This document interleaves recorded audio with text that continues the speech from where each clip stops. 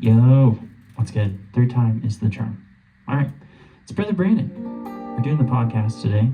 We're trying to do it every day this week. We're going to see how that goes. Because I think the algorithm would appreciate that. And I see that my videos are the things that get me the most ad dollars, which we'll get into later. But I feel like I need to be making more videos because that's what's getting the money. So here's one of my favorite songs I've been digging for a couple months now. It's a song by Belial, All for Love. And fun fact, this song was recorded like 20, 30 years ago, and they didn't release it. How dare they? I'm playing the super cool Bobcat guitar. It's for sale. It's on my reverb. We'll talk about that. But here's the song.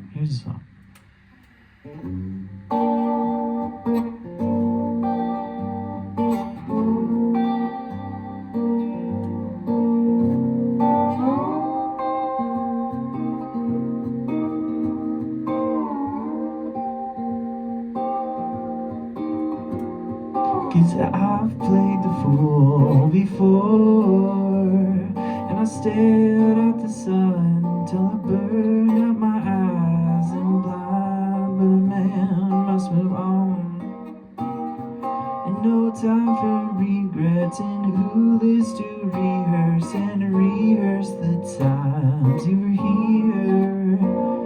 And through other ladies I drove myself crazy and wondering why they weren't you. You may think I'm a fool, but still, you know I did it all for love. You know I did it all, yeah. You know I did it all for love. You know I did it all, yeah. You know I did it all, yeah. You know I did it all, yeah. You know I did it all, babe.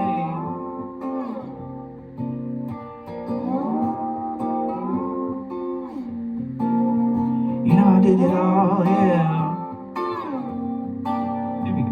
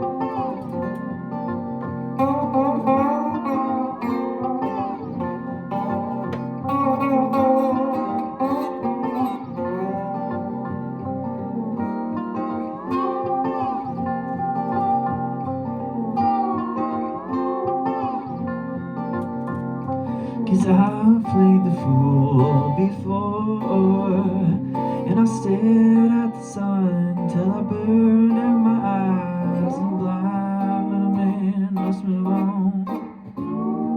No time for regrets, and who lives to rehearse and rehearse the times you're here? And through other ladies I drove myself crazy and wondering why they weren't you, yeah. You may think I'm a fool, but still, you know I did it all for love, yeah. You know I did it all, yeah. You know I did it all. You know I did it all, yeah.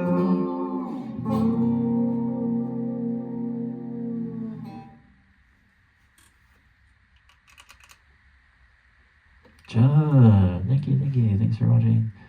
Woo, the crowd went wild. We lit. But yeah, thank you. Brother Brandon here doing the podcast. Now's the time. You know, I figured it's a good one. We could learn that tune. It's a Charlie Parker song. That was kind of the idea. You know, jazz or whatever. The crazy jazz music these kids do. But yeah, that was Belial, All for Love. The song was recorded however many 20, 30 years ago and wasn't released for whatever label BS reason. And they re-recorded it with Questlove and Robert Glasper and I don't know how to say that dude, Travis Burness, or I don't know who the bass player is, I'm sorry. He's awesome though, check him out.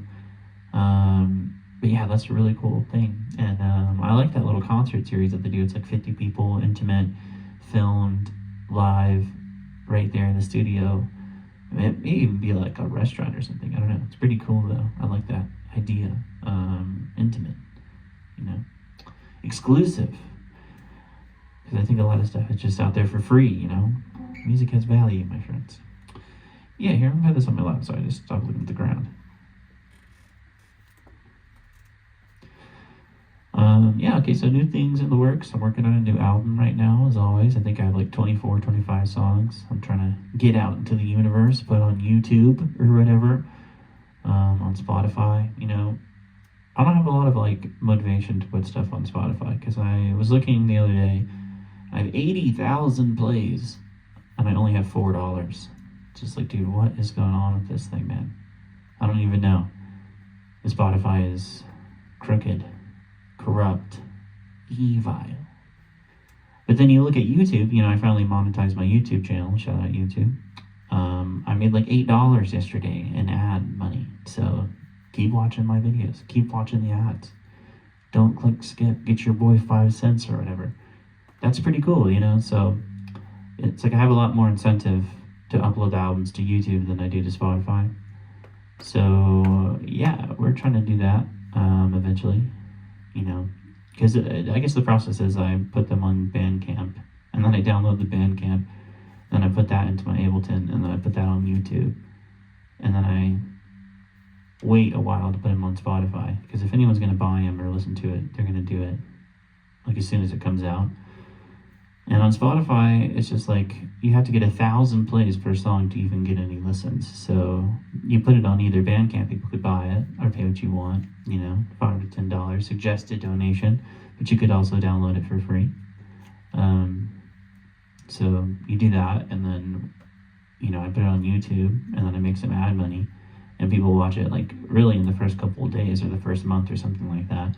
And then if I put it on Spotify, then I have time to pitch it to the playlists and, you know, kind of promote it and hype it up properly for the algorithm or whatever on the DistroKid and the whatever, blah, blah, blah. So, yeah, it's quite the process, really. I wouldn't say it's all intentional, but that's kind of just how it goes. So, yeah, we're working on a new album. That's going to be super cool. I opened up my own guitar store. It's called Haku Records on Reverb. I'll put the link in the bio. I think I added it to the links of the YouTube page, but I'm not sure if I added it to the description of every video. I'm still learning how to do that, but if not, I'll put it in the description. This is a guitar that's for sale. It's a Bobcat with a K. You know, Catboy's got to play a Bobcat. That's pretty cool. And I've always wanted one of these since I was a little kid, and it's so cool. I love it. It sounds awesome. It's really cool with distortion, and you know, great for slide guitar. It's kind of quirky and weird, but I think that actually like works pretty good in my music personally. It's a very unique sound. You know, this would be an awesome guitar for a singer-songwriter. It's just like, this is a one-of-one guitar. You would sound like no one if you played this, you know what I mean? So I put this one on Reverb. There's a Stratocaster on there. I already sold this parlor guitar that I had some pickups in there. What else is in there? I have another archtop guitar. I have 2 Stratocasters, an archtop guitar. I think that's it, because there was 5 and one of them sold. Yes, and then I have this one. So, yeah, there's some guitars on Reverb for sale at Haku Records. There are 3 or 4 guitars. You can check them out. They're all on my records. I have like little YouTube videos clipped to each one to where you can hear how they sound. So that's pretty cool. I love that. I love that. We got a YouTube freaking channel monetized. We got a Reverb store. We got a new album coming out. Let's see. We got a new cassette machine. You can't see it's like right there, but shout out to the cassette machine. That's gonna be really cool. I'm really looking forward to that. I'm loving that. Well, yeah, I'm thinking what I'm gonna try to do is make a video where I just use the cassette recorder to make a song. I think that would be cool. I bet it would sound awesome. And we're gonna figure that out. I've never tried to do that before.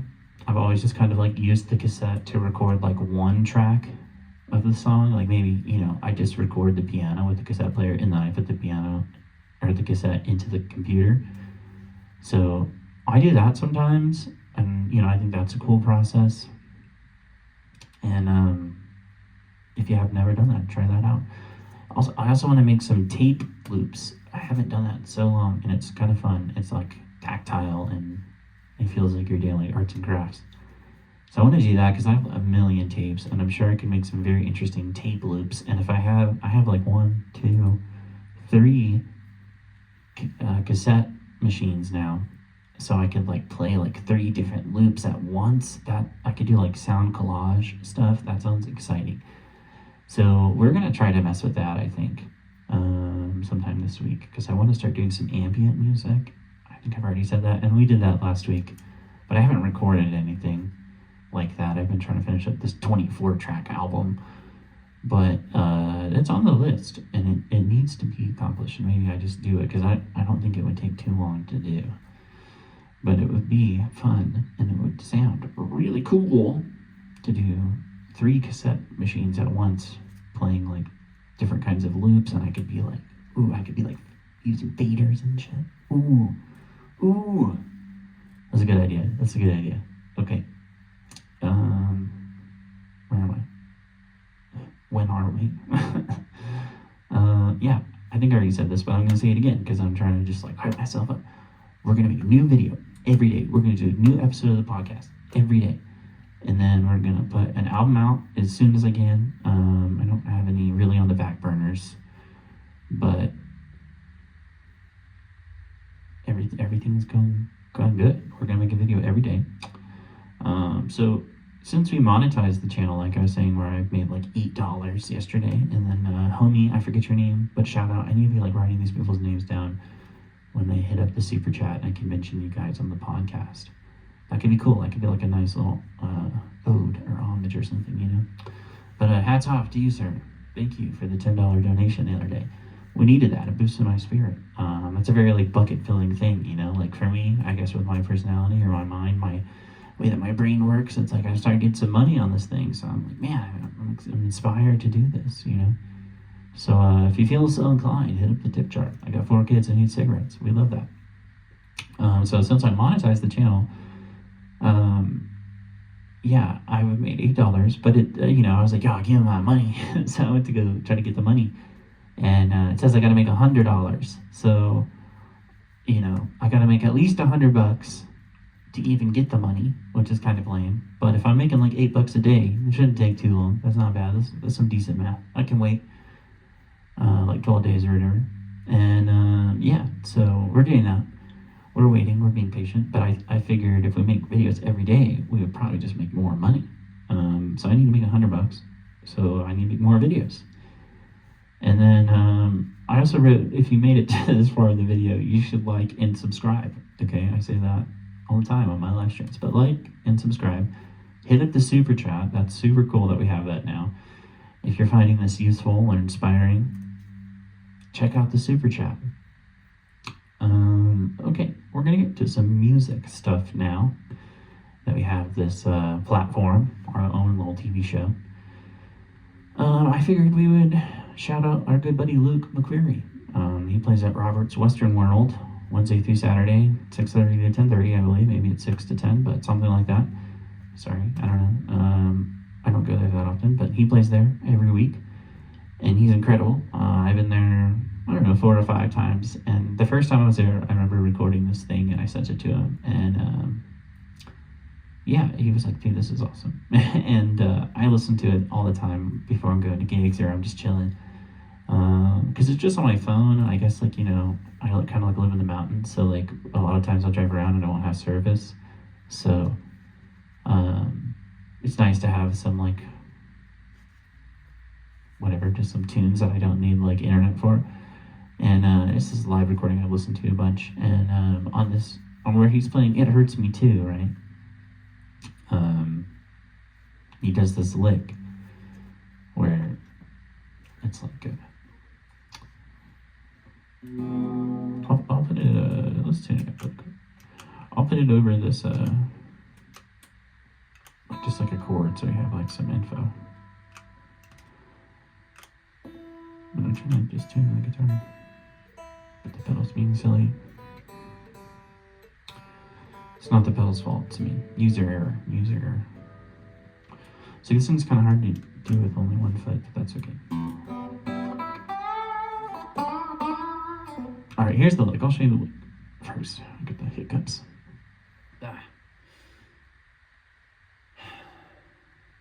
Okay. So here's the lick.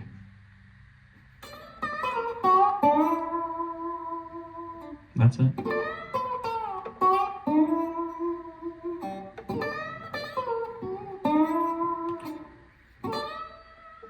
I think the trick is to kind of the scoop, and if you haven't done that with the slide, it's kind of hard to do, but it's kind of like a rake. And you hear a lot of people do that. You rarely hear anyone really play slide with the pick, at least really cool cats that I've heard. It's possible, but you can't really do you'd have to really be doing some hybrid picking or some chicken picking. I guess that's cool, you could do that. But yeah, I think that's kind of a lot of the sauce of the lick and the slide in general, is all the stuff that you kind of don't really hear, that's like the nuancey kind of stuff. And I would say that's a really cool slide technique where you're like kind of doing this scoop thing. Yeah, the lick goes scoop, E, D, B, A, and then scoop F sharp to G, and you slide D to E. So yeah, I like that lick. It's super cool. Shout out Luke for showing me that lick. You know, and in the context is like in the blues.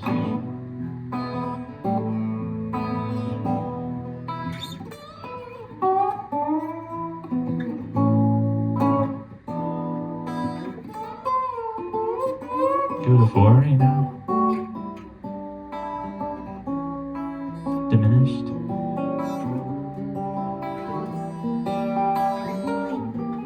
To 1. Yeah, check out that song. It Hurts Me Too by Elmore James. But Luke has a very interesting version. It's nothing like the record, but in a great way. He uses all the chords in that song. It's cool. That's how I remember hooting and hollering in that recording. I was like, yeah, it's diminished. Oh, it's off a minute, you know. I don't know. It's awesome. I like that song. And he's just a great player, come to find out. And an awesome person as well. We love you, Luke. Yeah, I don't know. He didn't like show me that. I just heard it in a recording. And yeah, that's a cool lick though. I use that all the time. It's a great little blues guy. You know, you might be saying like, how do I use this? Like I kind of just showed you how to play it over the blues, right? I think you can think about the notes too, right? Like it could be E minor, it could be E7. I think some people don't like that flat 3 rub on the major chord, but you know, that's Hendrix, man. That's the blues. And it's also a half whole diminish to put the major and the minor at the same time. So that's kind of cool. It could be like a diminished lick. I've never really thought about that. You're good. That's kind of fun.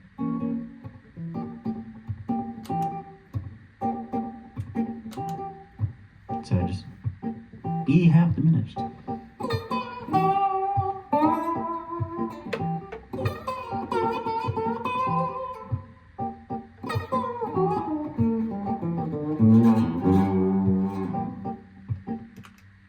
something like that. So you can play E whatever really over it. And okay, so like beyond that, you can play E whatever you want. I was thinking like I always like putting the flat 9, especially when we're like kind of dominant 7, like we're talking the half whole diminished kind of sound. It's cool to do like you could really do this with any kind of like you could go half step down, but you could also go half step up. So I heard like 1, 2, and just go to F. You can always play just like flat 9, whatever you want, really.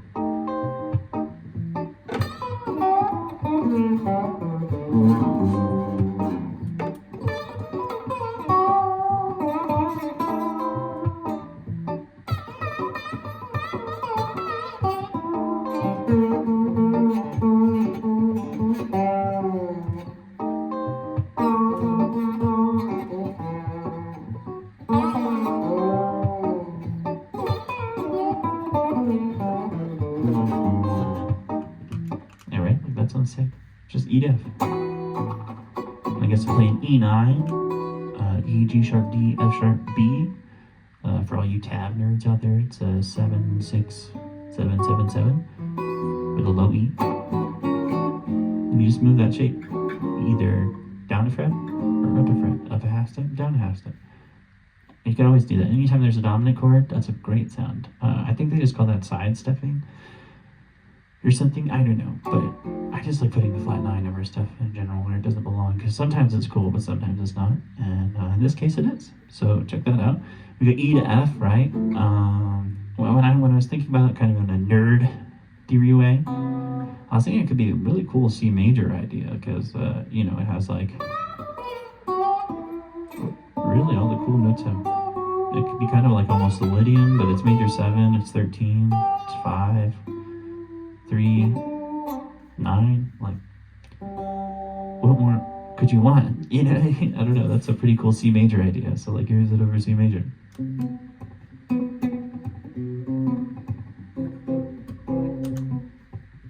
With the vibe and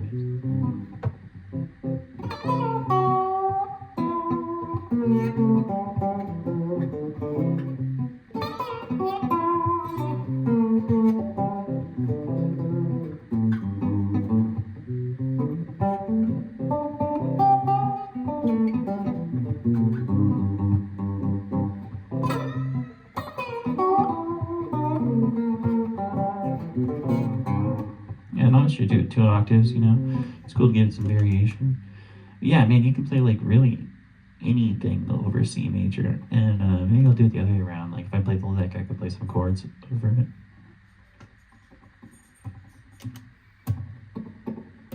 Just give some drums.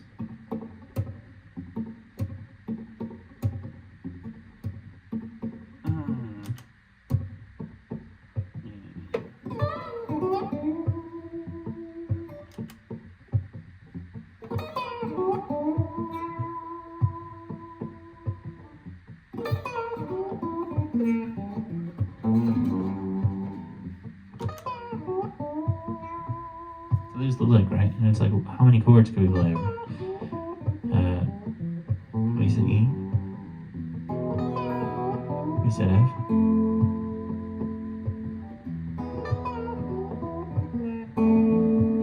Yeah, I mean, you could play F sharp.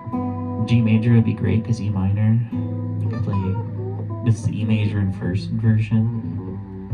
A minor, because like I say, you can play any chord in C. B flat, maybe sharp 11. G major would be great because it's like E minor. You can play C major, like I already said. Can you play A7? Yeah, you can. A7 would be great because anytime you play 2, you can play 5. This one's a little bit more ambiguous. A D. It's not bad though. It's pretty. This B, I was thinking about this earlier. This B7 idea could be a little controversial, but it could work because if you played it back to E minor, it's like all about the context. It's like you could play it over a 5 chord. It could be 5 to 1. 2, 5, 1. You know, it kind of works. I don't know if I would really play that every time, but something like that. So there's a lot of different chords you can play here. That's a very fun exercise too, to try to kind of justify a lick and see how many, if you can justify it, you know, going chromatically up, how many, you know, even if you have to use inversions, which isn't something we've really talked about on the podcast, but you can play all these different crazy chords too. It doesn't have to just be like root, you know, like major chord, major chord, major chord. Like you could be playing here, I'm playing, you can call this a D chord, you could say G, you could say E in first inversion, you could say A minor, you could say, you know, I said B flat, but this could also be like C7 over B flat, dominant 7, which is kind of weird because I guess there's the B natural in there, but it doesn't bother me too much as long as you don't hang on it. B. What's up, monkey? What's up, bud? Hey, dude. I got monkey. Hey, buddy. What'd you think about the thing, huh? Like the lick? You know that lick, but you heard that lick. You heard it. What's up, buddy? Just coming for pets? Alright, buddy. Bye. But yeah, that's kind of the idea, is just to walk up the notes chromatically and just figure out notes that you could justify, or chord inversions or whatever. But that's a really cool thing to do, is like, you know, playing a lick and then moving the bass up chromatically, or descend chromatically. It's pretty cool. So check that out if you've never messed with that, like trying to reharm something chromatically in the bass also. But yeah, you want to use like intelligent chords, you know, you don't want to just be like playing like, I guess you could do that, but it'd have to be like not forever. But yeah, check that out. We got one more thing to say, and I think I'm gonna go. But yeah, thank you so much for watching the podcast. We're excited to talk about music. We're excited for all these new things that are coming out. One last thing I'm doing, if you like what you're hearing and you feel like you can gain some knowledge from your boy, I am teaching private lessons now, and we could do it in person if you live in the area, or we could do it on Skype or Zoom or Discord or Instagram or whatever. We could do it virtual. There's so many different ways to, you know, we could have lessons. So let's check that out. If you're interested in lessons, I'll put my email at the bottom and hit me up. I'm doing $40 for the hour, 40 American dollars, and then $25 for 30 minutes. And yeah, we're doing that. So if you want to try to start taking some private lessons from me, hit me up. I would love to. I think that'd be great. I'm teaching any kind of music, any kind of instrument. It could be vocal coaching, it could be producing, it could be guitar, it could be bass, it could be drums, it could be piano. Whatever you're interested in, let's do it. It doesn't have to be, you know, guitar specific. It doesn't have to be whatever. It could be about music, you know. So hit me up if you're interested in that. We're doing some private lessons now. It's been very exciting. I've been doing it for the last couple of weeks. I'm enjoying it a lot, and I'm, you know, kind of promoting it now, I guess, that I'm doing it. So yeah, I'm teaching some lessons, you know. That's gonna be really cool. It's gonna be really cool. Hit me up if you want to do some lessons. Big love, y'all. Thanks for watching. Hope to talk soon. Peace.